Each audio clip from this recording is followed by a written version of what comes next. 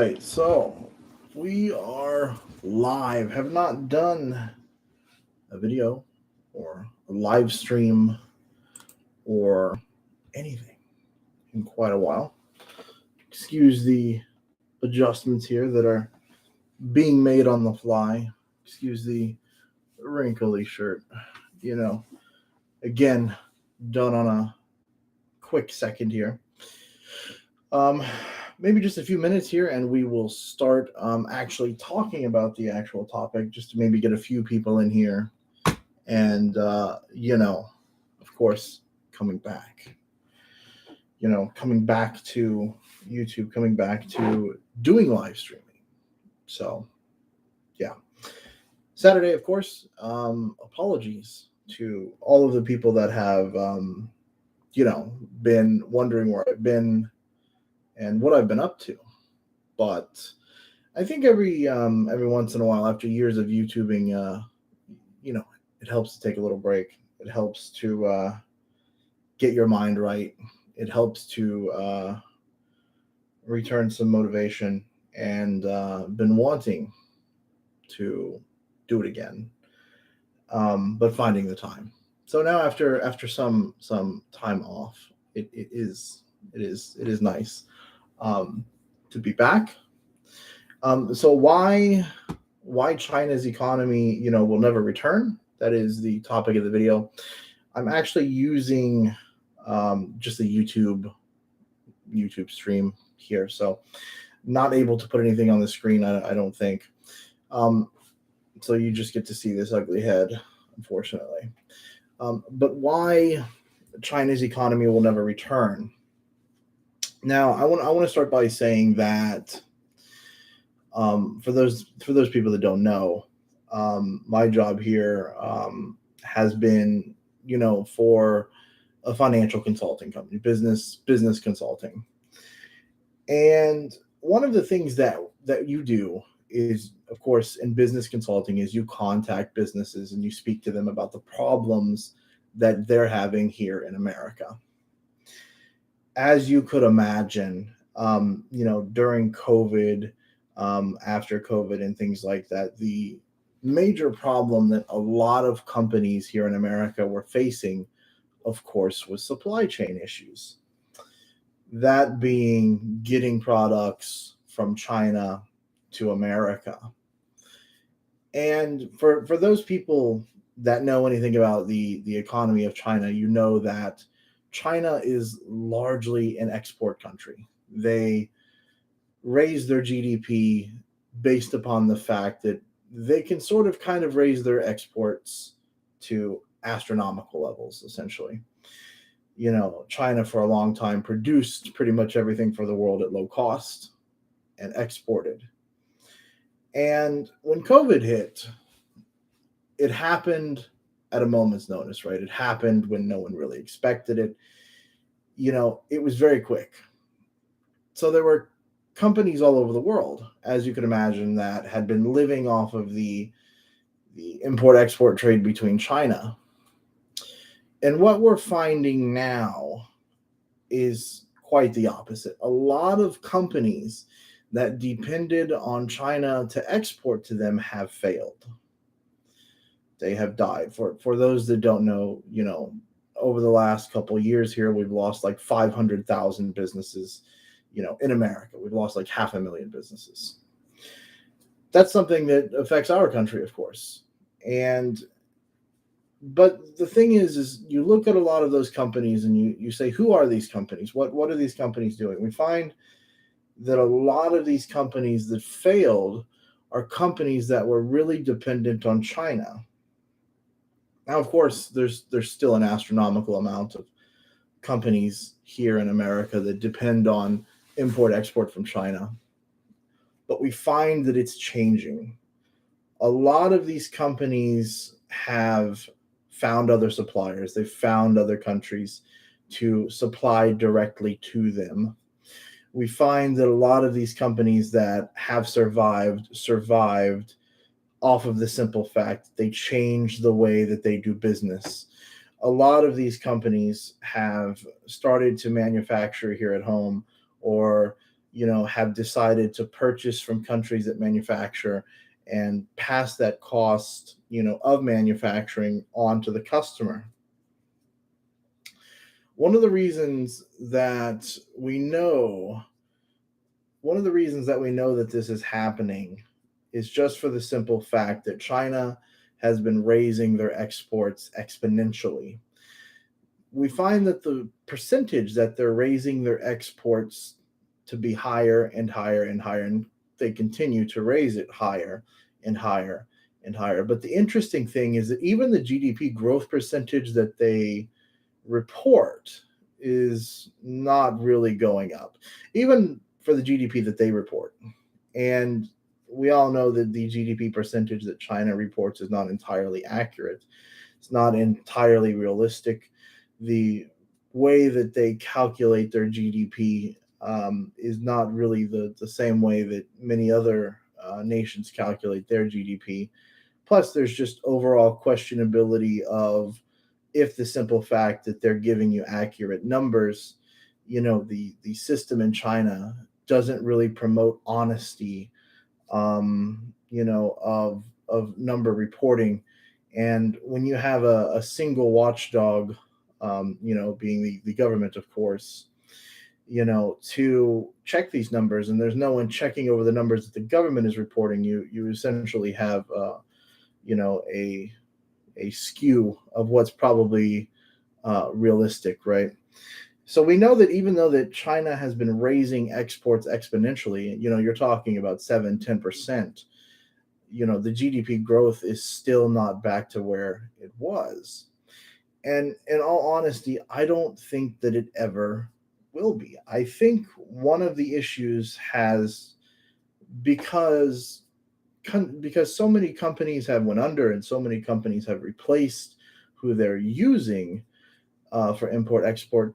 The other situation is that a lot of companies that have went to China and were in China have left China.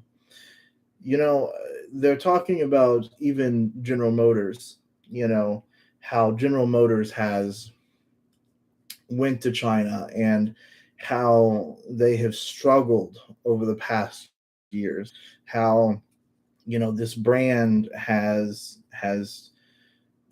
difficulties in China now, even though 10 years ago, 15 years ago, they were quite popular. Things have changed, right? A lot of these brands that have went to China have already been copied. They have already had their technology stolen. And China has essentially maxed out its information that can be stolen and obtained easily, or information that people are willing to give, of course, within the name you know of profits per se. I think there's still a lot of information out there, of course, with semiconductors and things like that, that is withheld from China, of course, because it has to be, right? And I believe that there are a lot of higher end technologies that China has not obtained the information for to use to raise their GDP, to create more revenue and things like that within companies. And I believe that a lot of that information is not going to be given to them now, especially in the sense that here in America, we know that bills were signed to make sure that people that work in China, in the technology sector, are now more controlled. They're more watched, especially in semiconductors. If you're an American and you have information about semiconductors, you can't just go to China and work anymore. It's just not allowed. And there's a lot of good reasons for that. We look at the history, and we find that China grew its GDP largely not based upon the simple fact of just import export, but the simple fact that they were able to obtain a lot of technology so quickly, just through forcing companies to pass that intellectual property off. So now that that is peaked, now that a lot of that intellectual property has been passed on, China has grown upon that, and China has pushed upon that. There really isn't anything left now that a lot of countries struggled for so long, for a few years through COVID, and had supply chain issues and had to find other ways of, increasing revenues and dealing with shrinking profit margins. A lot of these companies have essentially moved on. And so, even though that China still trades with a lot of countries and other things beyond technology, even though you still are going to always have these little, crap toys that are around, that are shipped to China, shipped to America or different countries, and these goods that can only be produced in countries with low labor. We also find that that is changing in China. That labor, even though is still, quite a bit lower than the Western world, that a lot of people in China are no longer willing to work for such low wages. So when you couple that, the simple fact that yes, the wages are still low compared to many Westerners, but they're not as low as they were 25 years ago or 20 years ago, of course, you really start to have a problem here. It's really cut out the simple fact that China used to have those super cheap goods that they could just send over and send across the world. And it was a lot of volume of product that they could send all over the world and make a lot of money that way. But it started to change again because of the cost. When you have the cost going up of things, inflation in countries of things going up, these cheap goods are no longer so cheap because you talk about supply chain issues and having difficulties of getting things from one country to another. And so the bottom has really fell out, in essence, on cheap goods from China. It's just people are purchasing them less and less. And then when you think about the high end semiconductors and things like that, China doesn't really have an answer as of right now to the companies that are withholding the information from them. And when you have no bottom, when you have no real top, it makes you wonder how can they raise their GDP back to where it was before COVID levels? Because China really had a strong advantage over 99% of countries in the world, and they still hold, of course, a lot of strong advantages.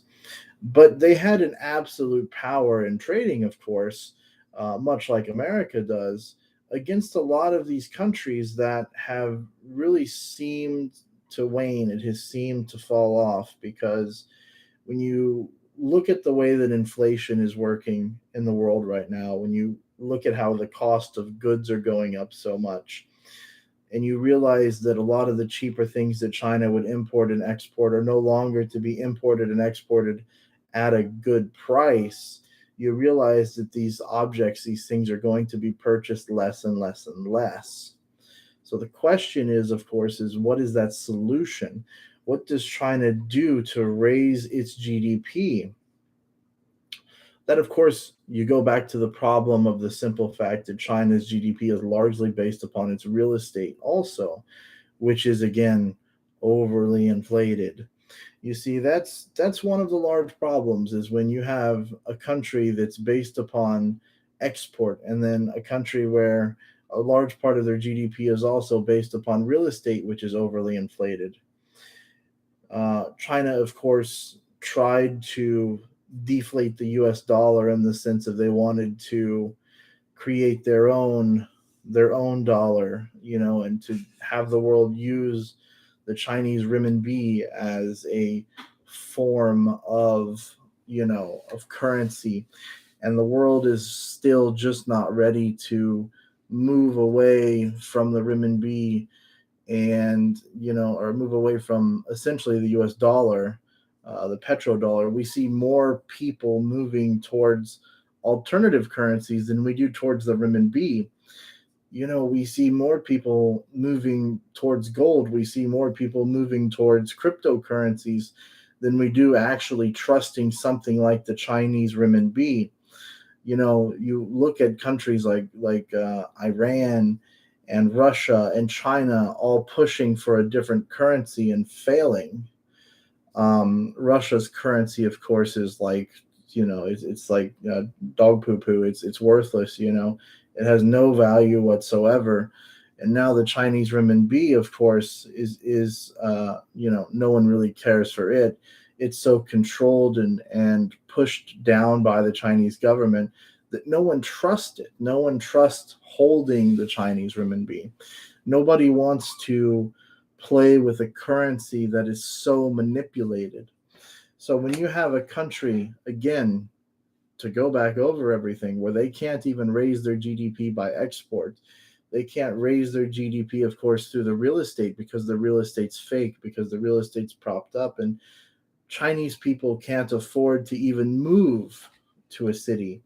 You talk about the cost of living in America for homes and things like that.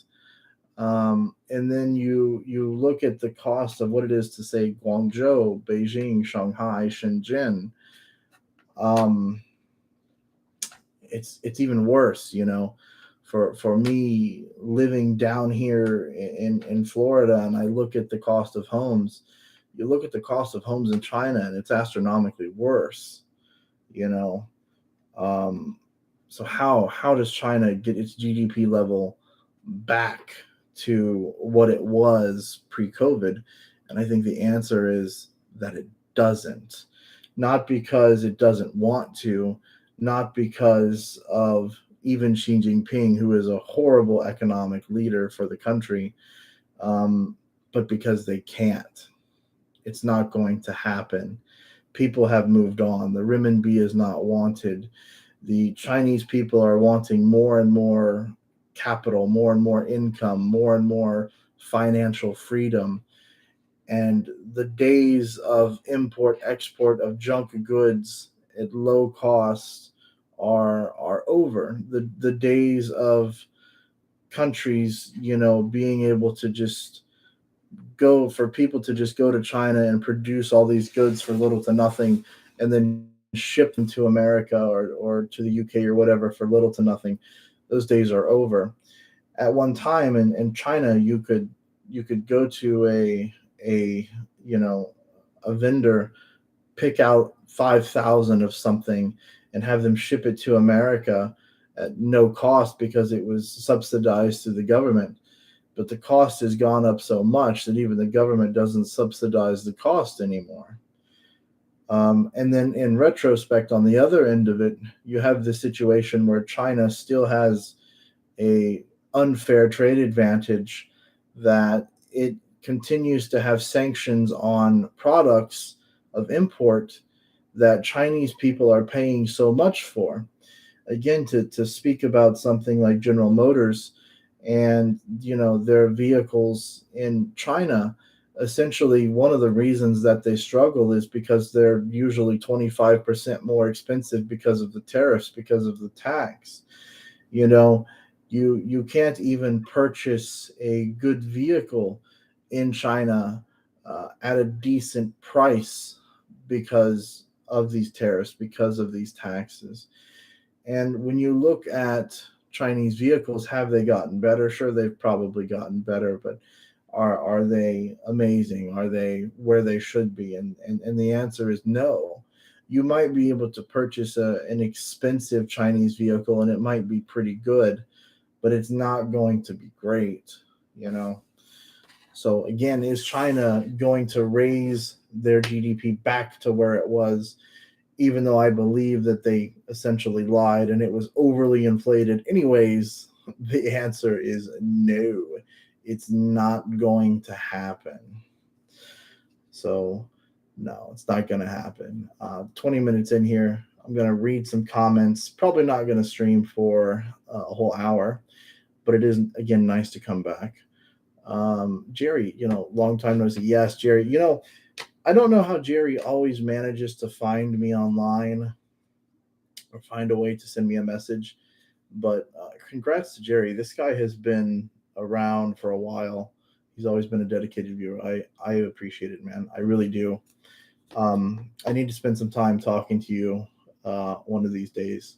I feel kind of bad because you're always here and I'm usually busy. Um, I'm pretty sure that China remains the largest trading partner for many nations. Sure, it's true. There's going to be a situation where we look at expansion of countries that are manufacturing, Vietnam, Cambodia, a lot of these countries in Africa. It's going to take them time to essentially replace China as the number one manufacturer of import export. That's true. Um, but we just find that the direction of where this is going has been more obvious than ever. I think that was one thing that COVID really did.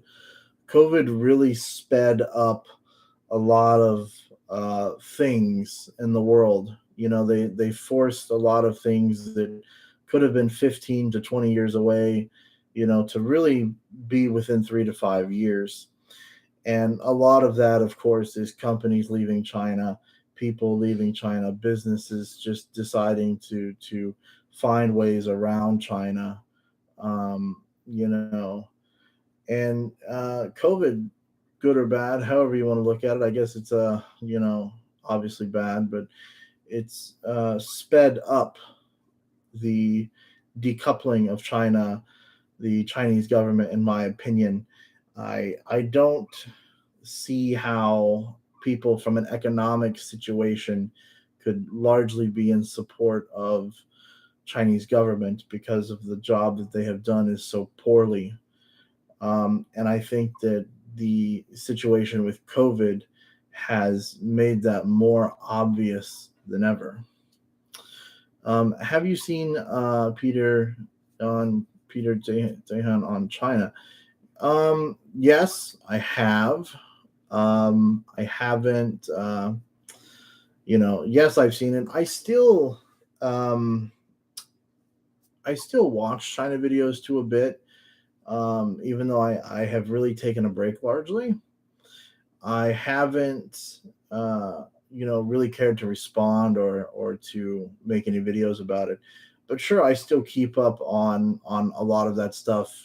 China in the world and economy, and a lot of these people on YouTube that are making videos about China. The uh, you know people that are pushing propaganda, and I watched a video not too not too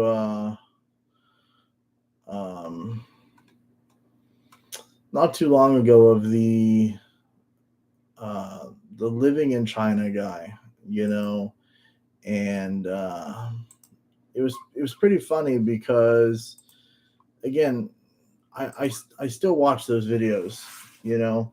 I still look to see shills and things like that making videos, and it's just so laughable at this point. It's gotten laughable to me to see people still being in China and people still standing up for a lot of this garbage. It's just like you still see some videos of like some people that like they're unknown. It's like they're unknown shills or something. And it's like, don't they know that the game is over?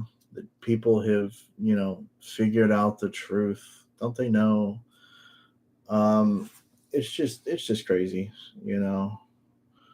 Um, and it's really it's funny because it's still the same old, the same old crap. None of it's really changed. It's still some goofball walking around in a train station going, wow, look how great this train station is. Man, you're like, wow, look at that train station. It's been built and it's just a train station. Like, I don't know. It's just embarrassing for me because you look at like train stations in America and you look at like train stations in the UK and it's like, had train stations for a long time with lots of history that are old and all this shit, and you're bragging to me about some brand new train station that's like too big and like, crazy, not needed. That's the thing in China. It's like when we built a lot of this shit in America and the UK, it was because we built it out of the fact that we needed it. In China, there's like, well, let's build some shit to just impress people. It's like, I guess if you want to build an astronomically large train station that'll never be used, go right ahead. Um, you know, yeah. Don't forget the 5G tech. Yeah, that's another thing. The 5G tech. I um I always thought 5G was a weird thing. In fiber optics in China. Like, it was funny when I lived in my father's hometown of 50,000 people, and we had real fiber internet, you know. And then like I was in China, and like they always talk about how amazing the internet is and the technology, and then it's like, you know, uh, it's like in the city, you'd think like living in Guangzhou, you would have, real fiber optic internet that is fiber optic from the box to your modem, but like it's not. You know, it's usually cut off somewhere and whatever.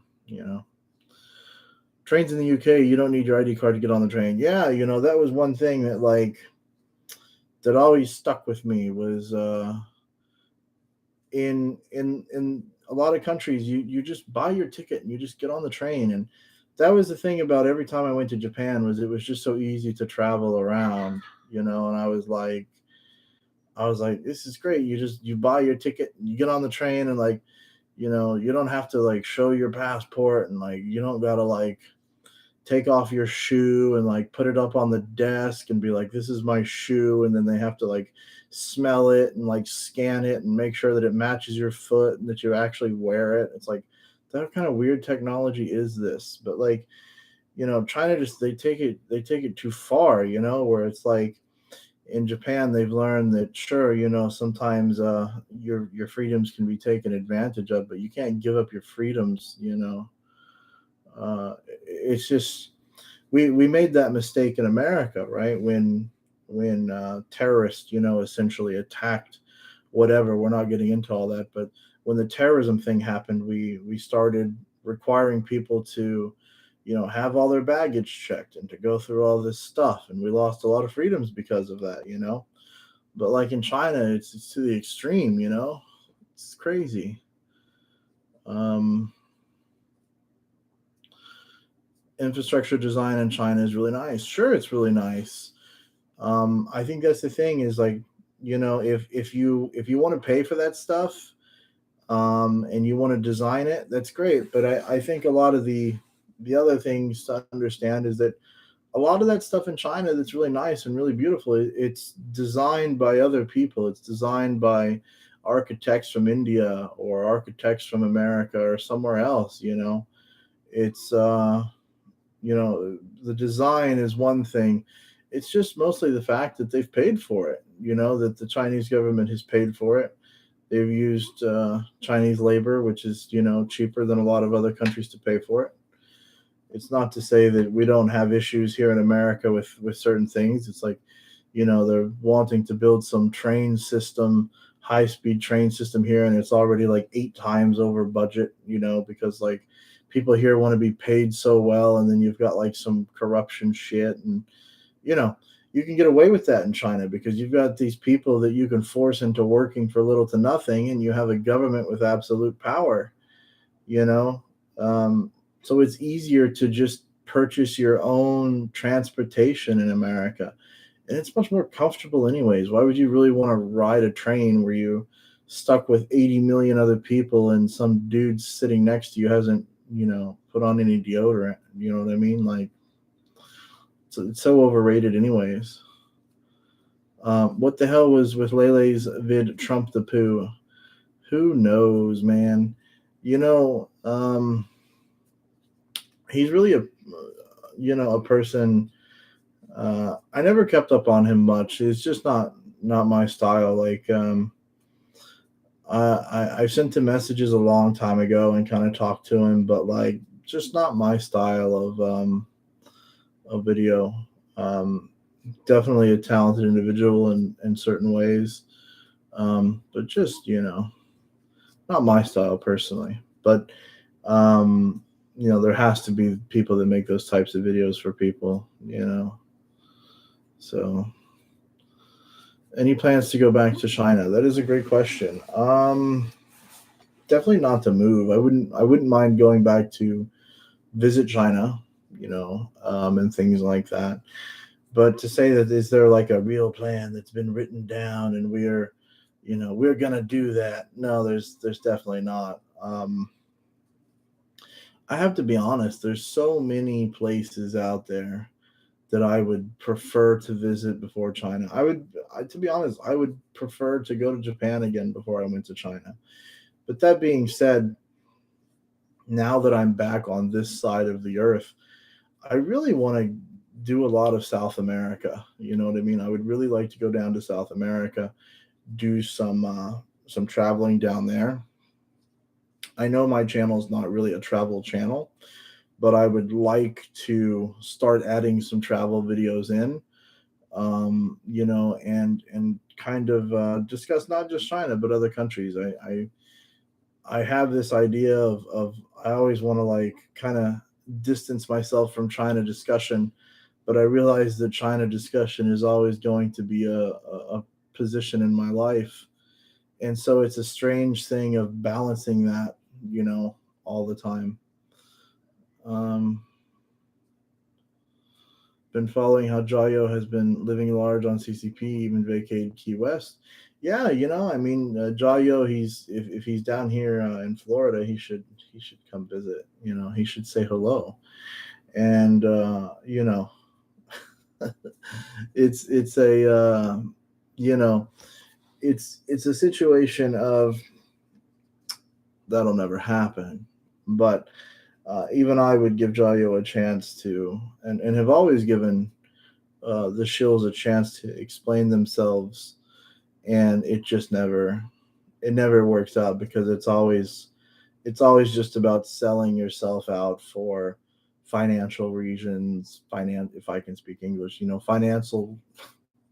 financial reasons or whatever. You know, um, yeah, Lewis and Stan from Poland. You know, I think that's the thing. Um, it's true. Like when you lived in China, like you kind of want to go to other places. But I like how Lewis's view of China and things is he's a British guy, right? So it's funny because we're on the same page, but we're from different countries. Same thing about Stan. Like you think about how so many people could be from different countries but have the same logical viewpoint on China. It's interesting to me. Lewis is his since I've known him has always been a great guy, a good friend. So hopefully one day to meet him. Um, let's see. Yeah, the economy situation in China is not good. The economy situation right now in the world is not good. Um, but here's the situation. A lot of smaller countries in the world are going to fail first, and when they fail, a lot of the countries that China exports to are going to be unable to purchase from them, and it's going to be a domino effect. When those countries are no longer able to purchase from China, China's GDP is going to fall even more. What you're seeing now is just a result of the simple fact that COVID, really slowed down exports from China. And even though China has pushed to raise exports back to where they were, it hasn't raised their GDP, but it's going to happen to where these countries are going to be unable to purchase from China at certain rates. So it's going to be a forceful situation in the future, Um, except Andy Borum or the Barretts. Andy Borum is a very special situation. Um, a very conflicted individual that has a lot of secrets that we could really, you know, we try not to make it personal, but there is a lot of personal information of him out there that hasn't been released that would change the way that a lot of people think about him. And, you know, Andy could be erased, you know what I mean? But it's just like, who cares? Who cares? Waylo really dropped out after the badmouth Winston, green scare, and they started. Yeah, exactly. Waylo was a strange situation because he was a friend of everyone, and then he, switched teams essentially. I don't want to say switch teams because it was never like a team situation realistically, but you know, I don't agree with everything that is said by everyone. I don't agree with everything that is said by Winston, but there's definitely he's definitely a great guy. There's definitely, in my opinion, mutual respect there, and that's how you act as an adult. You have a mutual level of respect with everyone, and I assume the same for like YG's Ed Lewis. He probably doesn't agree with everything I've said. But there's that level of respect there that if we disagreed with something, we would talk about it. Whereas if with a lot of these other people, um, you know, you look at people like Waylo, and he just turned his back on people that were his friends or you thought were his friends or whatever, and really he just wanted views. Um, that is what really happened in the beginning. I know that like I'm largely unknown, but that is what happened. Was Guelo messaged me in private and wanted to make videos, attacking Winston and attacking each other for entertainment, and I was kind of like, why? Like, well. And then of course that's what happened anyways. He did that anyways, and you can only be attacked so many times before it's like you have to respond. So that's largely what happened, and it largely ruined the China community. And in my opinion, the China community is also another community on YouTube that will never be the same. We went from having these guys riding motorcycles from northern China to southern China to exploring China to showing you the real China, the real culture, and what people were doing. They were showing you the China that like people will never see. They were showing you the places that people can't get to. They were showing those things, and it got ruined because they ended up getting attacked. They ended up getting attacked, and the shill war thing happened, and people went from showing the real China to creating and fabricating what the Chinese government would like for people to believe that China is. And there's no reason to do that, really, because China is a beautiful place. China does have a lot of great things. There's no reason to fabricate and generate propaganda to convince people that China is something amazing. All you had to do was show people China regardless, the good and the bad. And then when the shill situation happened, things got worse. So, in my opinion, the Chinese community is dead. The China community is dead. It will never be. The shills that were left never showed anything even remotely entertaining about China. Um, Anyone that lives in China can walk around your local train station and be like, here's a train station. at one time those videos were great because no one was there doing it, you know. But now anybody can get on an airplane, go to China, and walk around a train station and be like, "Hey, we've seen those videos. What you need is you need people to go to China, to go to some small, area, some remote location, someone that can speak Chinese, walk into a bar and have a real conversation with Chinese people, and none of them can do that. That's the only way that the China community would be revived. And that, of course, will only happen if the propaganda is erased, is taken down, and that will also not happen. So, yeah, I hope to see more live streams. Yeah, man, I think that there will be more live streams at least. I'll probably try to put some videos together, but live streams will be okay. Shills always have a pathological reason to shill. Sometimes it's just for the money, though. Yeah, a lot of these people, they were dumb enough to think that they would achieve some kind of level of viewership, of fame, by doing it. But what they didn't realize that they were largely just propaganda bots. And then after you quit making videos about China, as a propaganda pusher, you realize that those propaganda bots aren't there anymore. And then you have a channel like you have a video. Essentially, you have a channel like Chayo.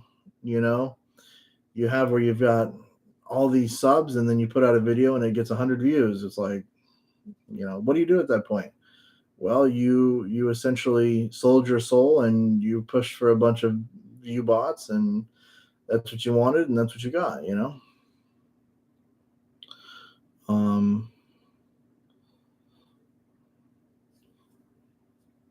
But Winston and Lawai lost me too when they would bend over backwards and I say against Joe Biden. I think that you have this situation where politically, whether you're for or against China and whether you make those videos, it's just not good anymore. It's really like even me, like I put out all these videos talking about a lot of the problems in China, and those get views and stuff. But it would have been better if people could have just continued on with showing their lives in China. But it became ruined, not just by shills or propaganda, but also by just government and the way they do things in China. So the Dubai of Asia with all the tacky luxury image. Yeah, exactly. That's that's really what it all comes down to. As as a Westerner, I have a lot more respect, in a sense, for something that's been around 150 years, that has been protected and taken care of, than I do something that is just that is just being built brand new. I feel like if you have the money and you want something brand new to be built, you can always have something amazing, something incredibly new built brand new. You know what I mean? But something that has survived 150 years, that has, there's no going back in that sense. It's you look at the cost of building something new versus maintaining something incredibly old, and the cost of maintaining something incredibly old is much higher for a reason. You know what I mean? It's a lot more delicate situation. It requires a different level of care. And it's great that China is building all of these new things and these cool stations, but it's like, how long are they going to last, really? And even if they do last that long, like, they're not really that amazing anyways, because just for the simple fact that they're built in the new way. You know what I mean? So it's going to be a long time, and they have to be upkept to the extreme, for them to become anything in the future. So Um, Catherine, the same as Jason, went to Xinjiang and found nothing wrong. The situation with Xinjiang is it's a very simple situation. Scratch my head with a comb, even though I don't have hair. Um, the situation with Xinjiang is very simple. The people that are telling you that they're going out there looking to find something are the same people that have no real intention of finding anything, anyways. Like it's unfair reporting. You know, um, if you really want to prove that the Xinjiang Uyghur thing is not real, then how about you give a bunch of people that would like to prove that they're real the opportunity to freely roam around and look, take a look, Um, you don't find, it's like if you wanted to prove that ghosts were real, you find a bunch of non-believers and you let them go around and try to prove it. It's essentially the same thing, but the opposite for Xinjiang. There's a lot of people that believe it's real, that there's evidence out there. And if you don't want people to find the evidence, then you're going to hide stuff. So if you want to prove to people that the Uyghur thing is not a real situation, allow people to look, allow people to freely walk around and explore, and um, they'll find out very quickly the truth.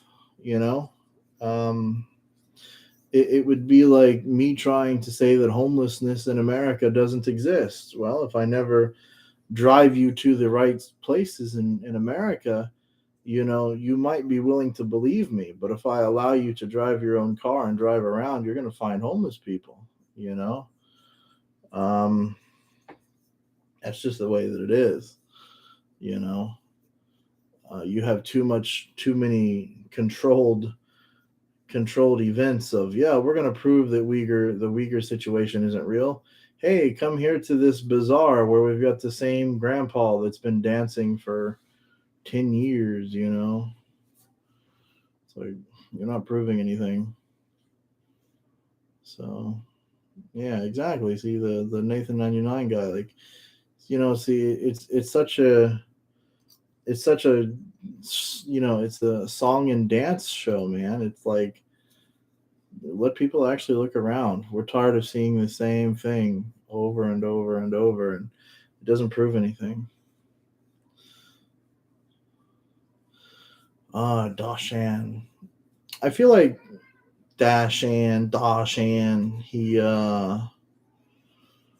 I feel like a lot of people talk about him just because he's been around in China so long and he was kind of the original, like, you know, Chinese speaking guy that was really doing things in China, but like that dude is such a puppet. Like, are we gonna act like you know what I mean? Like, same thing. The dude is such a puppet. He was always one of those people that never really told the truth about China. So that guy Dashan has always been his Chinese level is very respectable, and he's a good look for China, but like, you know what I mean? He's very irrelevant at this point when you talk about the discussion of China. You have people that are so much more popular than him now, that are talking about China. It's like, why even discuss Dashan, really, I was recently to China and the atmosphere changed to 5 years ago. Yeah, that's true. I think to a lot of people that went to China a long time ago, the China that they fell in love with is no longer the China that's there anymore. That's why a lot of people left. If the circumstances change, then sure, going back to China would be a viable option.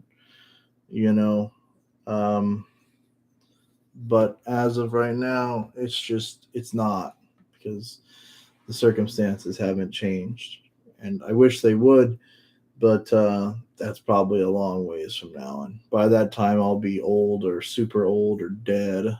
You know, that's just the truth about it. Funny how the news shows are fighting for his spotlight for Mubi. Yeah, for Mubi. I met for Mubi, and I've told this story a million times. I met him. I met him in real life, and he just spent a long time.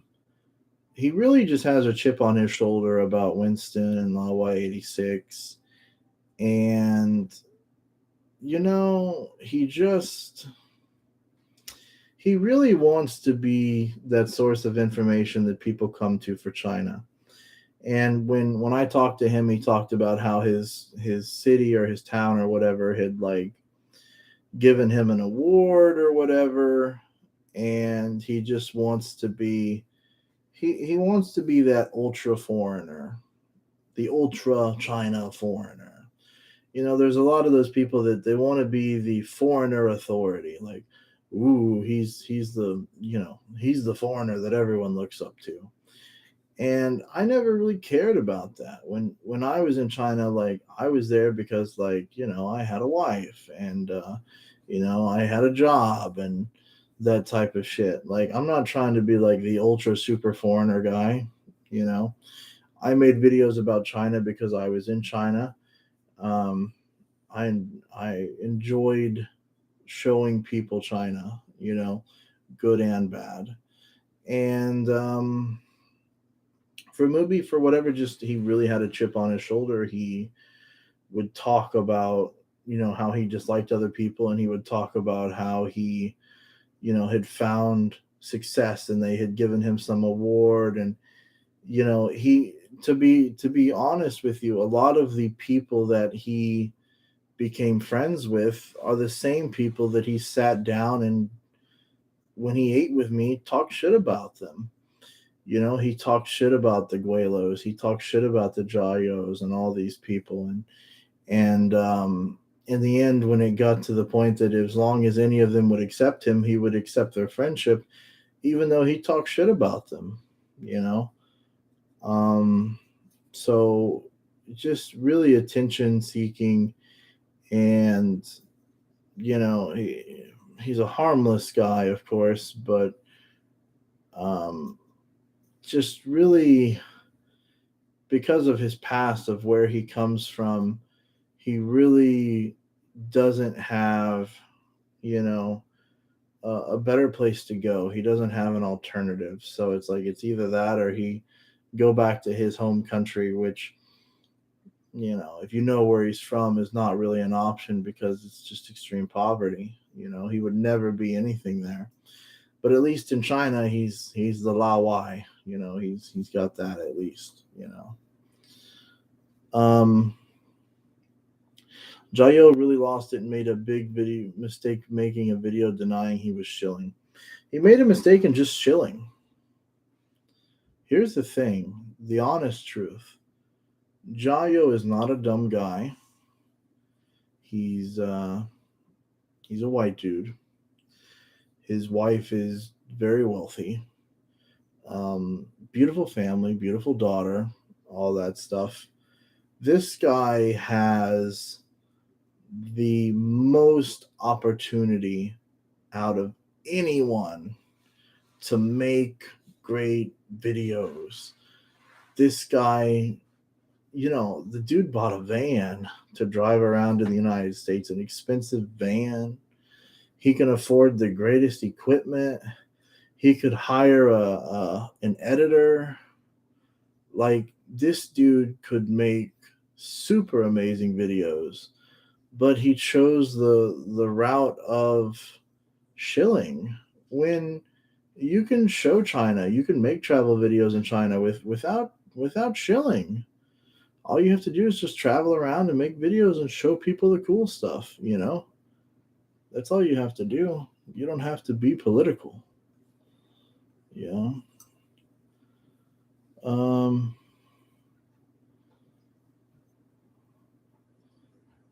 yeah, the Dashan thing of "Meh, I want to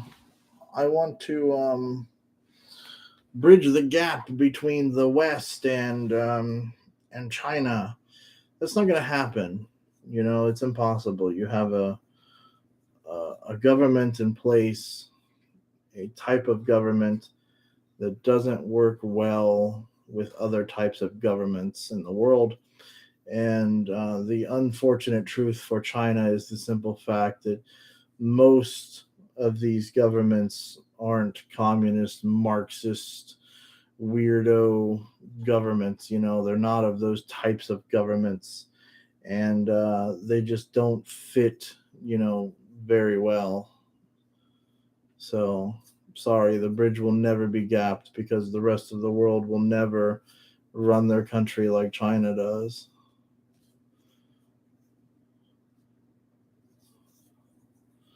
Uh,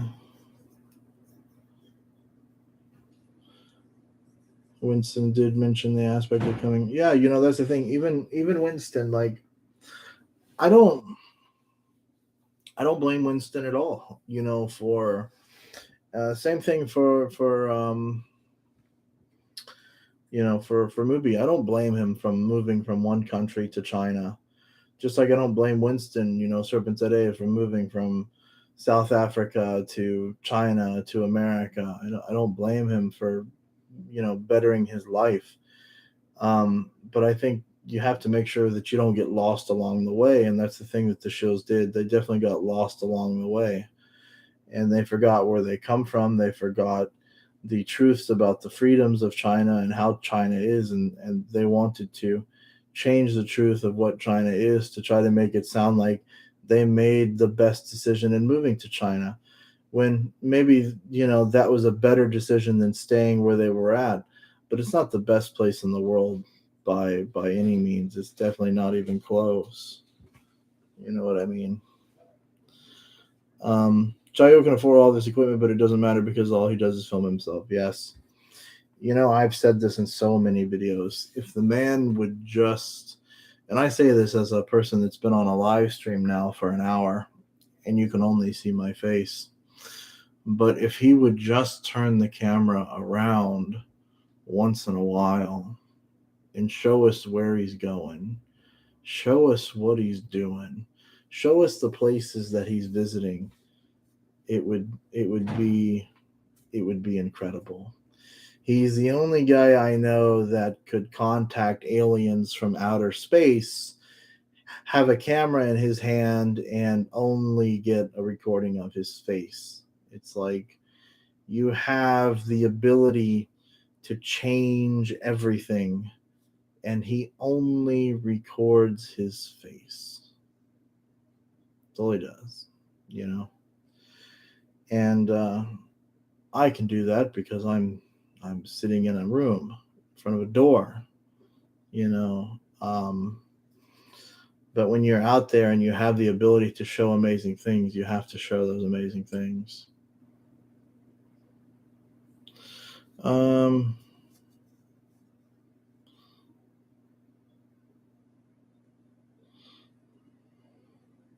yeah, his videos were good, Japan, Korea, but after that, he lost me. Yeah, of course. Sorry, just reading comments here. Do you still talk to Fermubi? No, I don't talk to. I don't talk to really anyone in the China community so much anymore. Maybe Serpent Today once in a while, maybe Lewis once in a while. But for the last 5 months, I have been on a China break. I haven't talked to anyone. Um, you know, just haven't done that. It's been a nice break, and now I think it's okay for me to come back and continue the discussion. You know, do you have to pay money to your in-laws for your wife? No, my wife was free. She was free. I mean, she's not really free. She's very expensive, but I didn't have to pay to her parents. No, didn't have to do that. Um, I think a lot of that type of stuff is rural area type bullshit. Um, you know, for people in newer cities, bigger cities, they're a little more caught up on time, a little more understandable. That being said, there's still a lot of that older bullshit that exists, but for the large part, a lot of that type of stuff has been forgotten. So, um, you know, Lewis was supposed to make cool videos with his drone. Then he effed his viewers over and didn't. How dare you? How dare you f your viewers over and not make videos with your drone? You know. But well, I think I'm gonna go ahead and end the stream here. I said it wasn't gonna last an hour, and then it lasted an hour. It's hard to once you get going to stop. Streaming is it's actually kind of fun. So um to be fair, I agree with Movie's assessment on Waylo 60. Hey, I didn't see that video. I'll go ahead and I'll check it out after I get off here. I don't have to make videos for anybody. I agree, damn it. We don't have to make videos with for anybody. But thanks you guys for coming and watching. Subscribe to the videos, of course, if you haven't already. Like the videos, watch my other videos, and yeah, have a good day, you guys, and thanks again. Bye-bye.